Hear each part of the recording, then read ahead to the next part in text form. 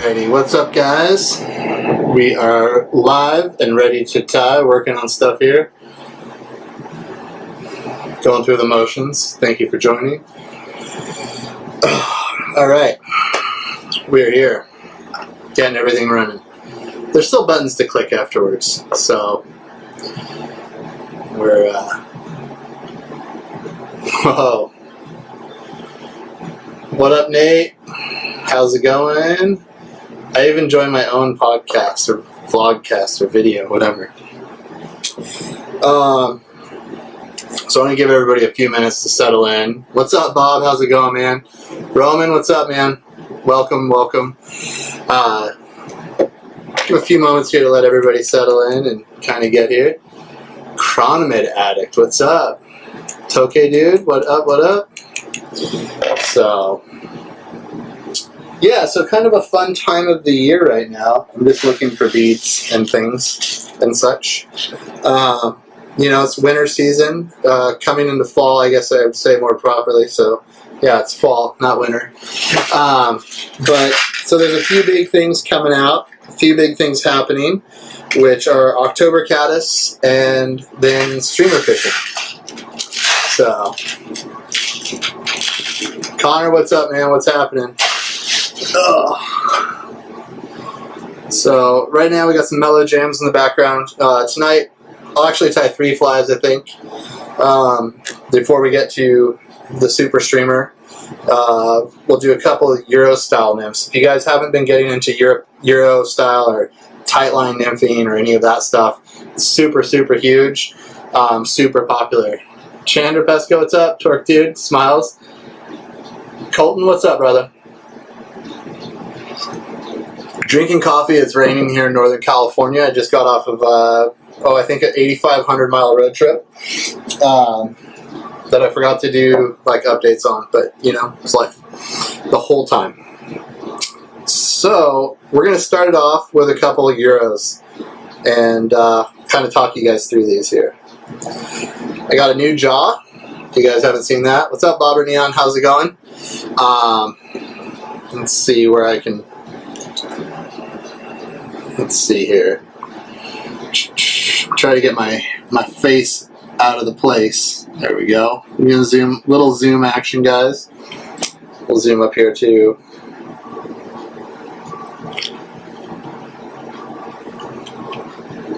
Sorry guys on live stream, I apologize.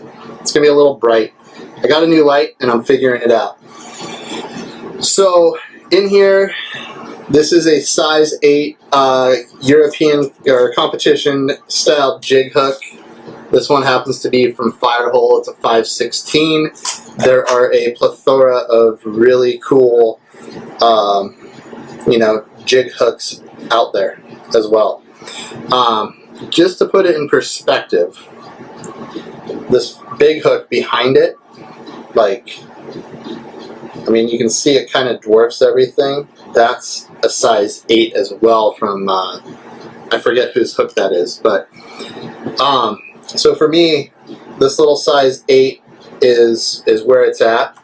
No squeaky bobbin tonight, and I apologize because I know you guys love squeaky bobbin, but we're going to go ahead and start this off with a little bit of Vivas 50D. You can also use a brown uni thread.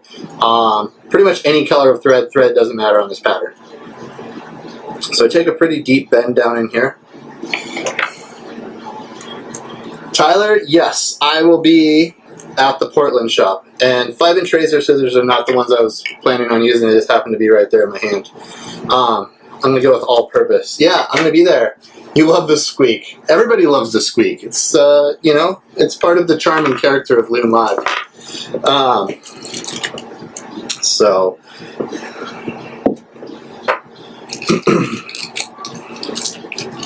so I have a dub that I use for October caddis, and it's kind of a rare, weird one.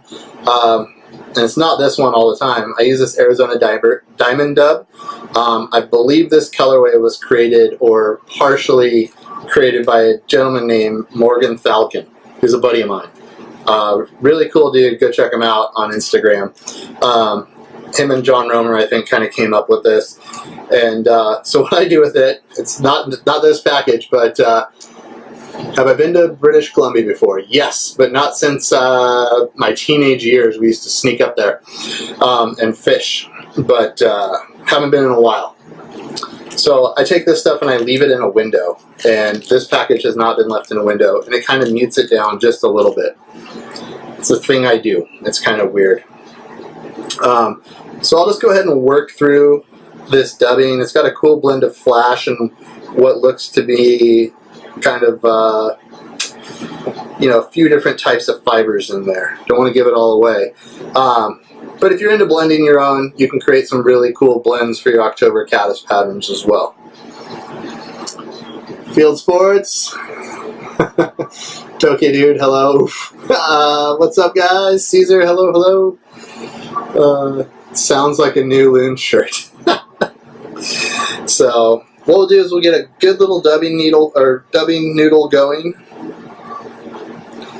and I'll work kind of back over the dubbing just a bit. And October caddis kind of has a big booty, so I work back and forth on this pattern quite a bit, and we're going to need another dubbing noodle. But I want to make sure that I get this just right as rain.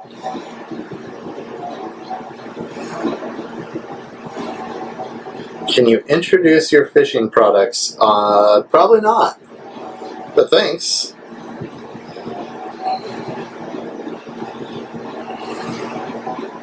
This is a live stream about fly tying, not fishing products, because this is fly tying products. Sorry, guys.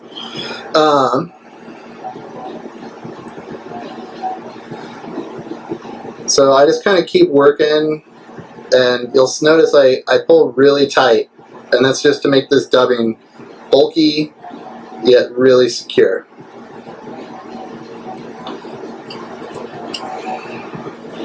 And I don't mind, I'll throw a whip finish in here really quick, or just a half hitch. I go overboard.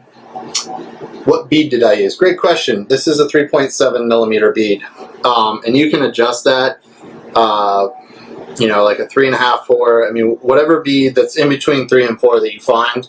I know every company does different beads, and then I'll also go for like a bigger guy. And the only reason I'm doing that with this European nymph is so that I can have different sink rates. And I'll explain a little bit of how I'm fishing this as well. Most of the time I'm fishing this on like a dry dropper rig.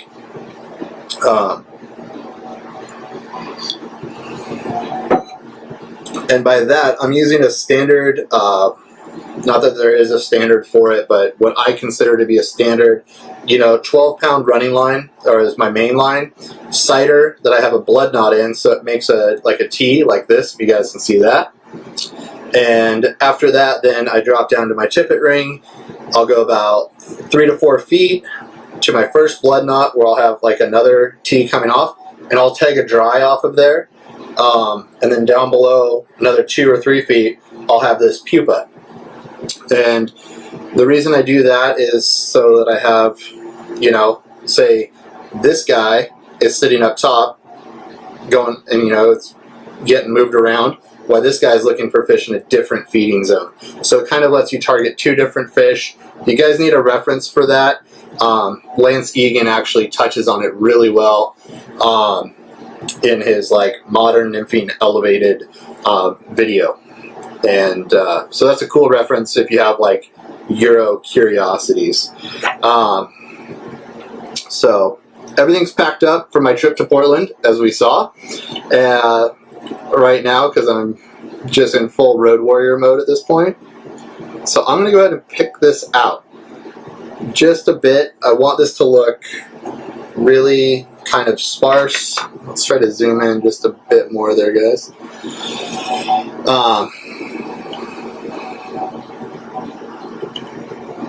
Let's see. Gotta run. Okay. Will I show the jaws? Let's see. Hold on. Lots of hashtag Euro curious. Yeah, you have to get hot pink aviator sunglasses. That'll pull some yams from the oven. The Fly Adventures. Is this my only Instagram? Well, this is Loon's Instagram. I also run an Instagram for myself, SoCalis23. Will I show the jaws on my vise? Yes, I'll explain what jaw I'm using. Gotta run. Yeah, this will be posted up, RDS, absolutely. The jaws on this vise, and once I get done with this fly, I'll show you what it is, but it's the new shank jaw from Regal. It's pretty slick. Beyond slick. So this is a step you can or cannot do. It doesn't matter. So I don't put it in there as a mandatory. I like it. This is medallion wing sheeting. It is, you know, $4 for this little bit of a cool looking mottled plastic. And, you know, for a lot of guys, sometimes you want to have a little bit faster fall rate, and by adding stuff to it, it can adjust your fall rate. Typically, like I said, I'll adjust my bead, you know, and get real nerdy with like one of those little Harbor Freight scales and weigh flies and all that stuff. So that does work out. So you can throw, this is optional. Like I said, I like wings on things.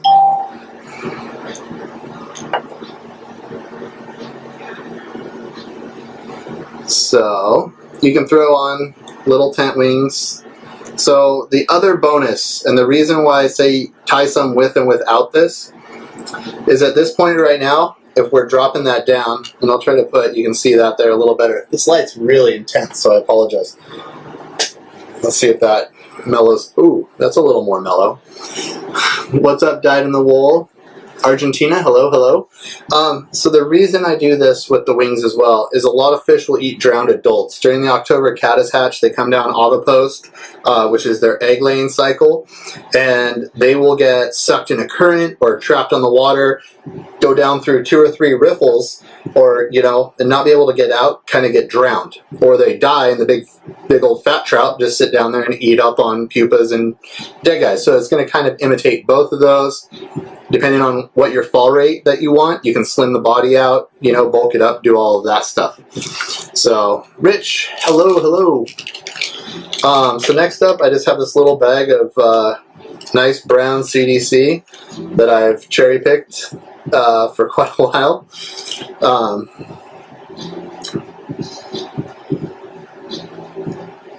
And that's going to be our main collar on here.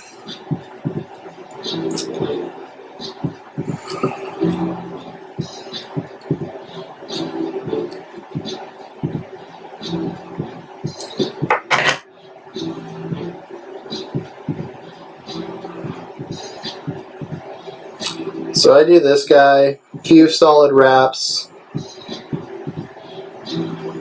and I kind of monkey it up a little bit. Like, it's not perfect wraps. Doesn't really matter to me.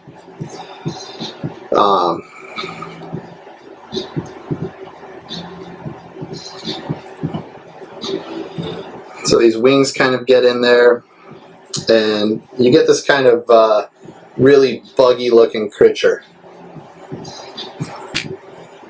Waiting for spring. East Tennessee, that's what's up. All right, all right. Wind Nuts, what's up, man? Yeah, I'd love to go fishing. I don't even remember what that is until about October 25th. That's when I get off the road. So 2 more things that we add to this bug is some UV brown ice dub, which is ICE 40. This is kind of like that peacock black for me. I keep about 5 bags on hand. And we're going to do an antenna out of bronze mallard. Now, bronze mallard, if you don't want to spend the money for that, you can get regular mallard or whatever. But you'll probably get about 300 flies out of a bag of bronze mallard if you just use it for antennas.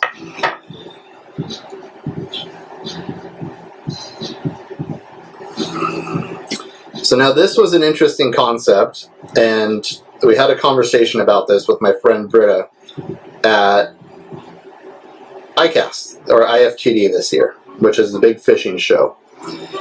And she said, look at this guy's flies upside down, how silly. And one thing I've noticed through nerding around, and if you guys know well enough, I talk about being a nerd because I am, and when I'm snorkeling in the river, even though this is on a jig hook, it doesn't ride hook point up 100% of the time.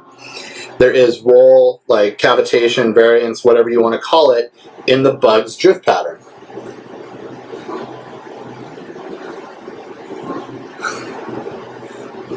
Shot away and spin some hackle on a size 2. You like big stuff. All right. What's up, man? What's up, Lando? Let's see.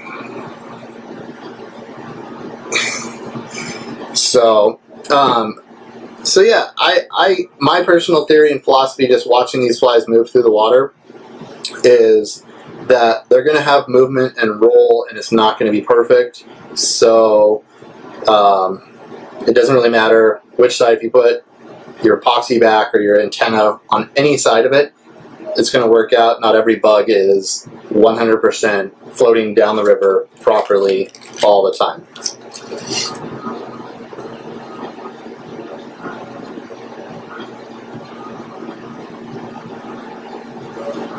Alright, so now we have that brown ice stub. Firehole, what up?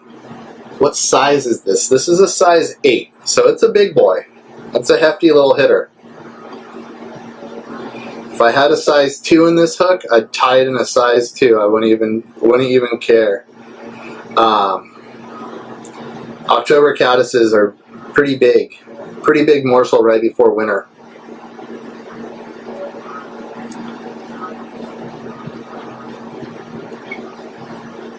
So at this point, we'll go ahead and throw a whip in it.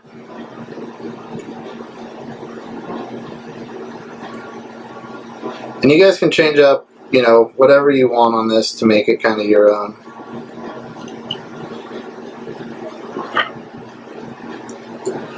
I do recommend the brown ice stub. So you can see, if I kind of darken it down here for you guys, you get this really, really buggy looking bug.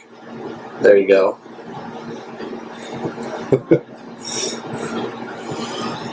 So, and like I said, you can emit the wings, and actually I'll take this pattern, tie it up the same way like a drowned adult, or, you know, a pupa with the wings or without, and change the colors in it to olives, tans, cinnamons, black even, and go all the way down to a size 18. I draw the line at 20. I am refusing to tie small flies like that, and realistically, the trout just don't really care. You know, between an 18 and a 20, you're splitting hairs there. So I'm going to throw some UV flow right in the top, in that bead gap, so I can get a good cure, and I'll use the infinity light to zap through it.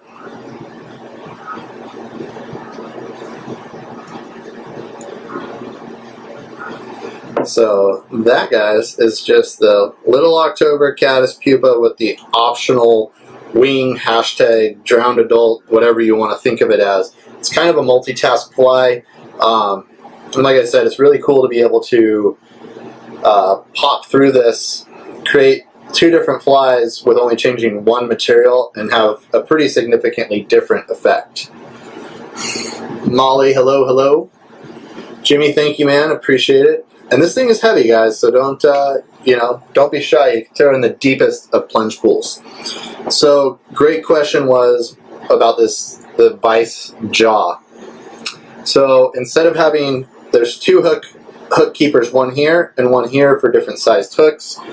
This new jaw from Regal has a shank holder. So if you have like a little shank system that's just nothing more than a hook kind of cut off style, then you have, I don't know, my base weighs a ton of pounds, and you can kind of just see it doesn't mess up. We'll zoom all the way out for this next fly because it's going to be pretty, we're going to have to cut out and up a bit. Let's see how much room we can give ourselves here, because this fly is going to be bigger. But you guys can see I can manage the whole base. It's a solid granite base with that. So no bob and cradle. Negative. I keep a tool caddy on here for different scissors. That's about my rig. And It's just the way I roll. No bobbing cradle.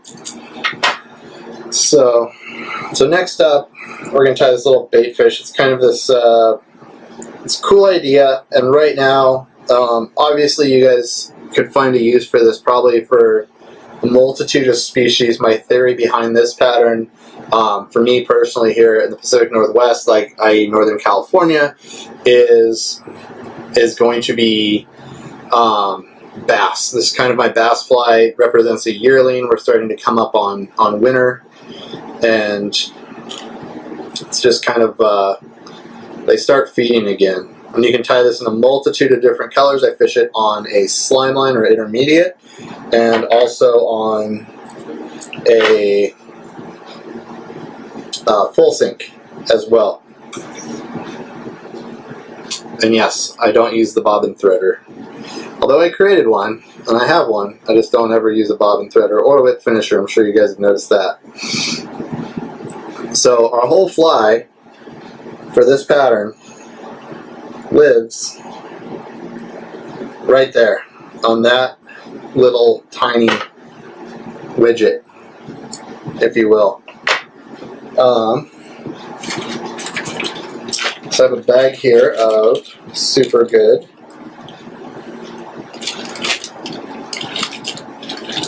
The only reason this bag looks as trashed, oh look at that, I got Polish quills in there. Sweet, that's like a bonus. The only reason this bag looks as weird as it does is because my puppy got into my saddle. Oops, forgot to turn off the volume on the ring. My bad. JH Camacho, what's up, man? Have I ever caught a tiger trout? I'm not sure. I don't think so.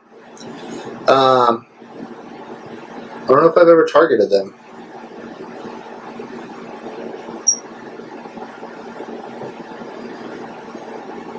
So you can see I'm going to tie this in straight, dull side here, flashy side out.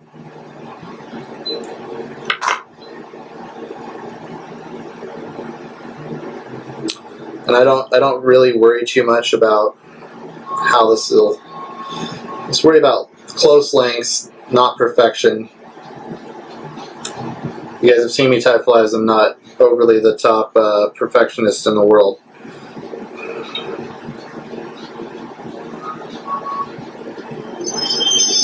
My goodness.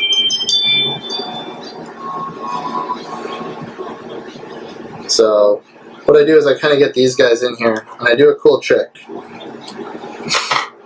So once I have these kind of locked in, I'm going to take some flow, and flow is the key here.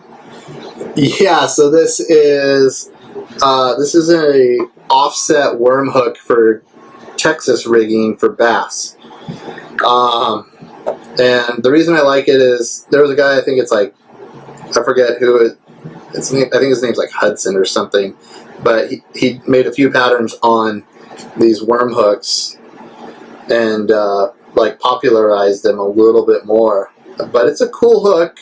Ahrex makes a really nice one. I just haven't ever purchased them because I bass fished as a kid and would buy like 100 packs of these things, so I have them everywhere. So what I'm doing is I'm just painting this feather because it has a tendency to foul.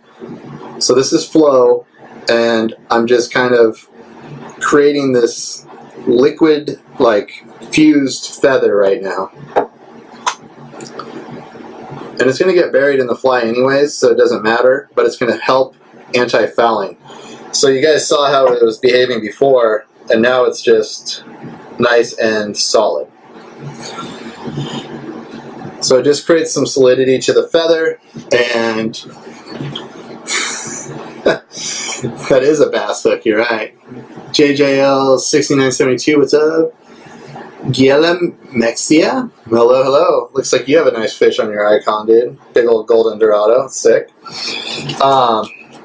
So next up, this is a little bit of Farrar blend. You can use, I use these two words, like the Flash and Slinky and Farrar blend. They're both these like wavy looking materials. So I just use them independently of each other.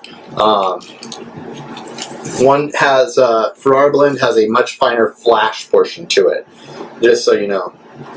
If you're ever questioned about the difference between the two, you can see that your flash is far bigger and more visible on this Flash and Slinky. Arm materials. Alright. So I'm going to take this, and this is all rough draft stuff right here, guys. Really sorry about my little Ring doorbell thing. I don't know. I guess that doesn't work with Do Not Disturb. So you can see I'm going to take, and I'm going to bring these back. A little bit of a fuzzy guy there, that's fine. And at the end is when we kind of do our trim work here. So next up, this is another Ferrara Blend. This just happens to be olive, straight olive. There's a bazillion olives with this stuff.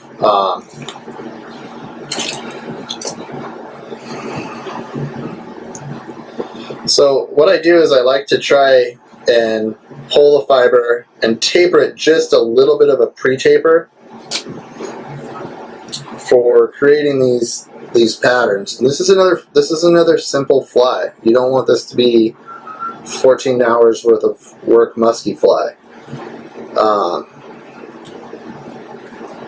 So you can see I kind of started it forward, and then we're going to do a bend back, and you're going to start getting these really cool tapers here. And because of the compressibility of the material, you don't have to freak out about how small of an area that you can tie, because you have this big, like, monster profile. You guys can see that starting to take shape. Pupa pelufio, saludar.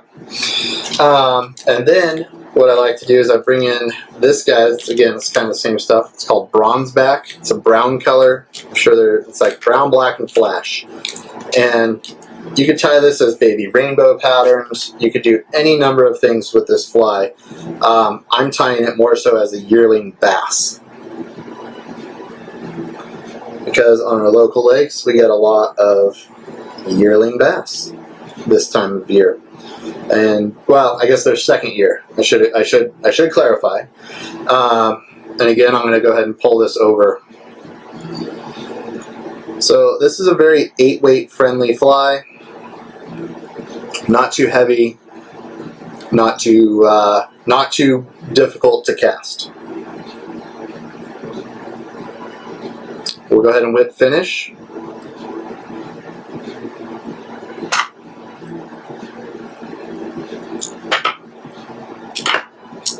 And now we got to do just a little bit of work on this guy.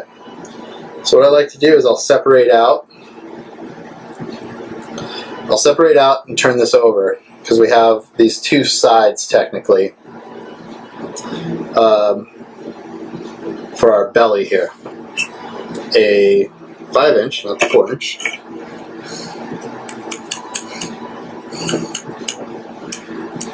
Jeremiah, yes, yearlings are the tenderest of the basses.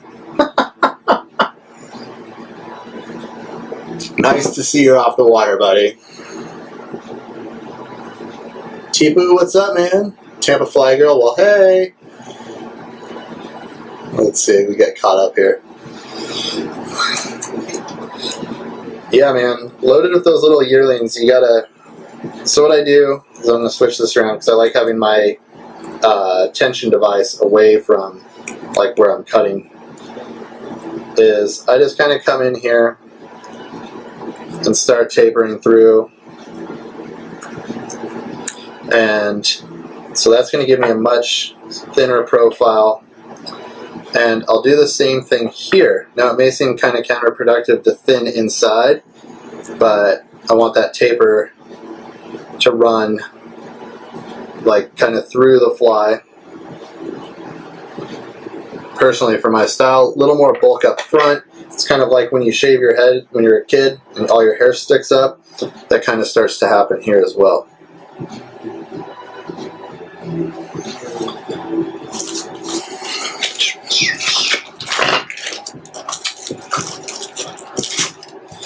So for me personally, like I was saying, I'm using this to imitate like the small bass that we have. Yes, yes, tie on the fly. It is Thursday, and yes, I tied that caddis already. It'll be up though for 24 hours, bud. So these are Flyman Fishing's fire eyes. The reason I like the fire eyes, we have a lot of spots around here, i.e. spotted bass. So I like to imitate. They have a reddish colored eye. So I like to imitate that. Since you guys see this side, I'll make sure I put it on straight.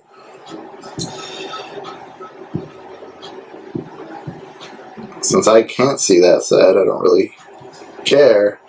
Never known a fish to be able to see on both sides. Just a quick tip. So what I'm going to do is I hold these guys, and I just put some flow in there, and I let it saturate in, and then I'm going to hit it with the light.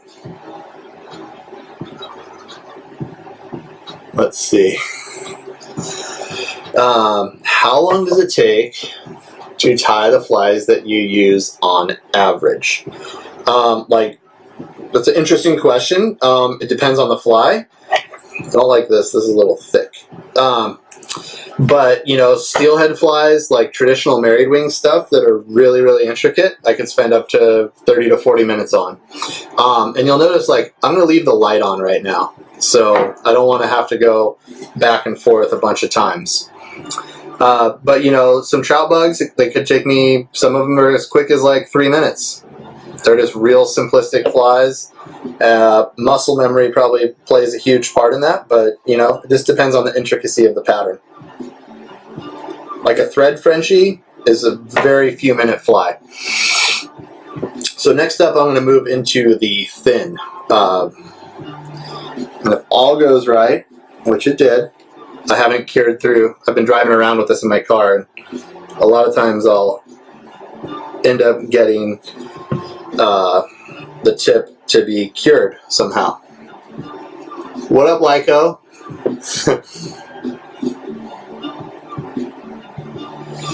So you can see I just set my light down on the table. It's not messing anything up. And I'm just working here. It's not a timed event. I let this stuff soak in. The fin I like for even a larger baitfish head like this. A lot of times just because it's not a lot of build. And you can see I'm just kind of working through that 10-second, 5 to 10 second range, 15-second range, filling in between the eyes.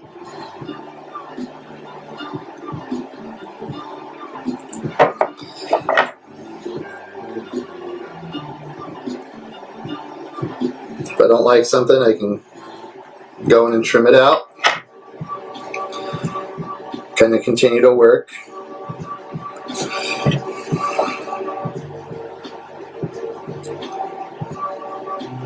So here's a cool trick. Since all of these materials are pretty much hollow, or not hollow, but you can see through them, I'll drop some flow in behind the hook there, and I'll cure. Because it doesn't matter, all of this is going to let light pass through, just because of the translucent nature. Thank you, Mr. Kennedy. Sorry. Mr. Kennedy, appreciate it.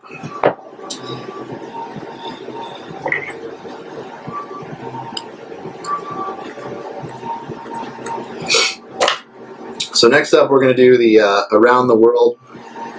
So I'm going to go ahead and secure in the eyes, kind of come behind a little bit here. And like I said, I let this soak in. Don't mind if I have a little bit of extra for the most part.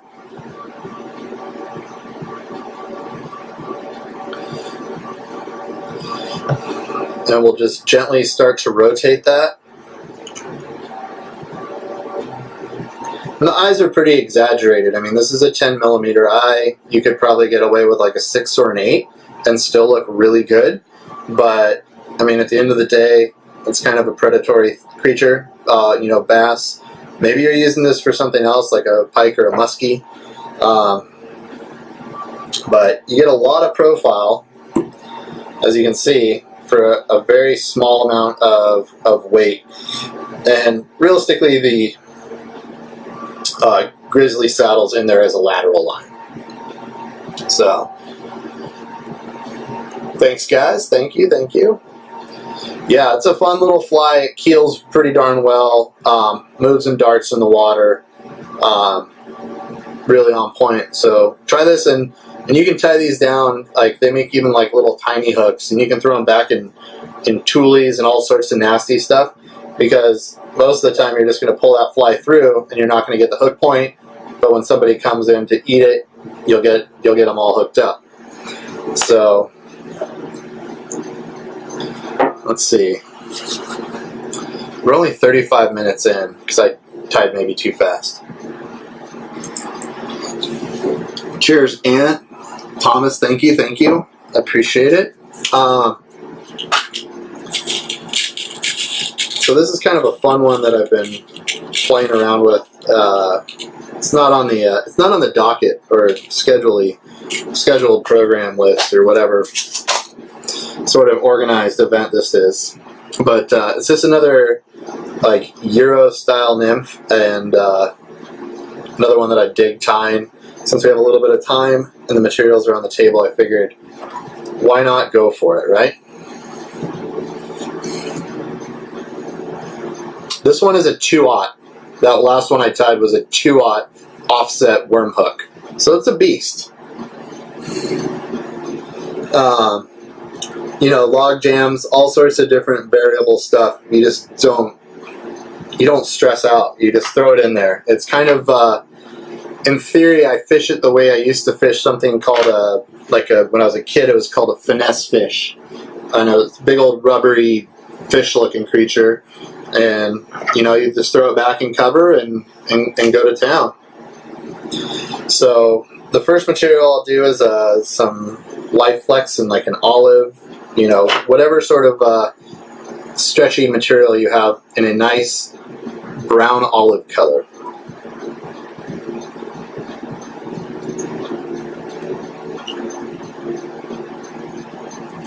We're going to create a fork tail, and this is just it's a little stonefly pattern. It's a decent tail size, nothing too major. And this is midge tubing, so it's kind of a variable. And if you can fish use midge tubing, you can use a biot. I mean, it's up for discussion. Kind of like the banjo minnow. Exactly, dude. I mean, I throw that thing on 60 pound next to the banjo minnow, and it's performed actually a little better than my 1980 banjo minnow that I have currently still. Dude, Zebco's come a long way though, Lyco. They're a serious contender. They're a player right now. My kid's spin caster is, I mean, the engagement on it, you know, because he's 5, is pretty ridiculous. So what I'm going to do is I'm going to tie this in, and you can use this midge tubing for so many of these like competition style bugs, since we all go to competitions regularly. Realistically, they're just heavy, thin-bodied flies that happen to be used in competitions.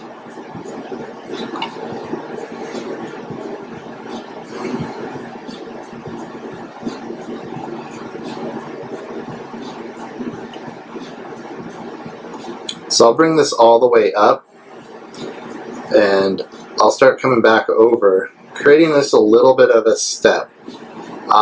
This stuff's great for so many different patterns. If you don't have midge tubing or just standard elastic tubing in your quiver, you probably should step it up and get some, because it's one of the most versatile little materials out there in the world, in my opinion.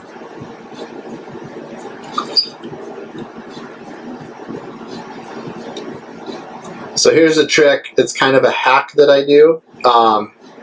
Anybody who has tied with this before, like the second you blow it, so what I'll do is I'll take my 50, okay, and I'll do weird ribs in it. Okay? So it looks really strange right now, and I'll zoom in a bit for you guys here, sorry. So here's a good hack for you. Let's see if I can get it. There we go. You compete with yourself. Skipping Senkos on Zebco is life. I compete with myself every time that I fish. I like it. I like the enthusiasm. So what I'm going to do is I'm going to take a bit of this fluorescing flow. And the fluorescing agent color corrects things at depth. It makes things look proper. And I just let that sit and soak in. Not too stressed out about it. And then you can kind of see that weird glow coming from it is not totally the UV light, but it's the fluorescing agent.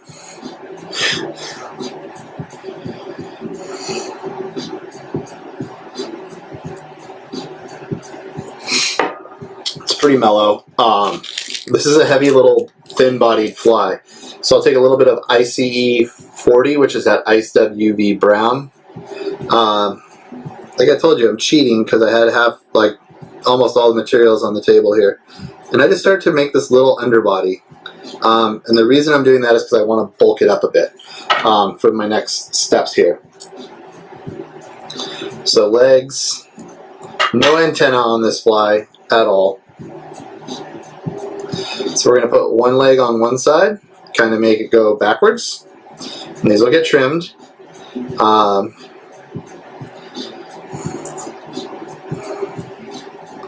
One leg on the other side, and I just kind of start working these forward to the position that I want them. So that ice stub is very minimally visible on the back end, highly visible on the front end, or on the, it's not highly visible, like minimally visible on the back, not visible on the front end, sorry. It's been a long day, possibly a long week. What's up with the bobbin? That's a long story. So it's Hairline's old tungsten tubed bobbin, which prior to making the Loon bobbin, that was the only bobbin that I used, only mine died. So I took the remaining pieces, I built a silicone mold, and remade the handle on it in my garage because I got bored for a few hours. So hopefully that explains what's up with the bobbin. It's just a bobbin. Nothing special. It's just a nice little fine tip bobbin for flies. UV clear thin. No, that was the flow, the fluorescing flow.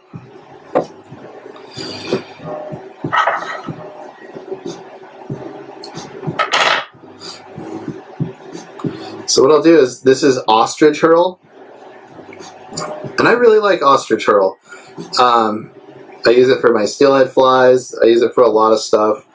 But I think it looks cool. It kind of looks like gills. And I'm not too concerned overall with much else about it. Like, it's just a good material. And it makes a great thorax on patterns.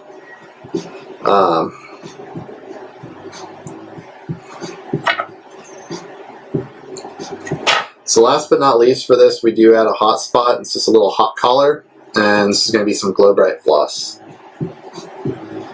I had like 20 of these tied up, and I think my kid lost every single one of them fly fishing.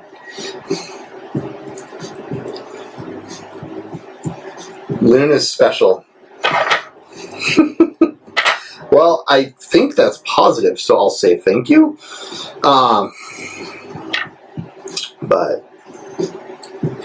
So right now I'm just going to take some of this Glow Bright, and I just begin to make a little bit of a hot spot here. Just because I want this to be, have a little bit of kick to it.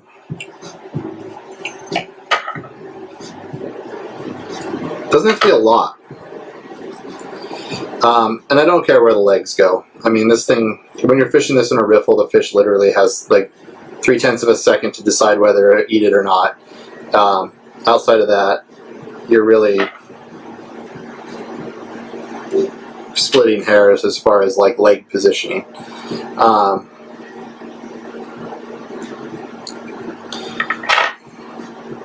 And I'll take some flow to finish this off, and I kind of fill this little socket with a bubble of flow, and I'll go ahead and cure. What is it called? I don't know. I don't have a name for it. Ty on the Fly, you stole this from me?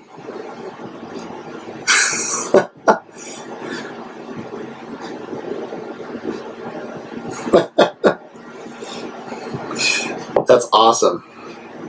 So yeah, it's just a little basic hotspot stone. I don't know. So, alrighty, I'm gonna zoom out here. Zoomed out, enhanced, and squish. Let's see if it'll let me squish you guys out there. So, yeah, I don't know. I don't know of a good name for it. It's like, we should call it the Hans stone, or some sort of very European-esque name. But I don't know. It's a fish catching machine, so that works out well. Anyways, guys, hey, I appreciate everybody tuning in. Next week, if you live in the Portland area, I'm going to be in Portland a lot. It would seem. I have a Friday night event at the Portland Fly Shop where we are tying trout spay and European nymphs, way more than you saw here, and kind of explaining more of the philosophies with, whiteboards, diagrams, stuff like that. Should be a pretty fun time. And the next day, we are going to be, I think, at the Royal Treatment. And then on Sunday, which is maybe like the 14th, so like 10 days from now, we're going to be out on a river. I think it's the Clackamas. I don't know. I have an address, so I just show up, figure stuff out as I go. But it should be a fun time. The Hans Stono. There you go. Bob's got it. Hans Stono. Done. Named. That is the new fly's name, is Hans Stono. Later, guys. So, anyways, if you guys are up in the Portland area, feel free to stop by, pick my brains, see stuff, how I'm doing it, check out product, whatever you guys want to do. Have some fun, drink some beers, and we'll catch you guys then. So, thanks for tuning in. Appreciate it, and have a great night.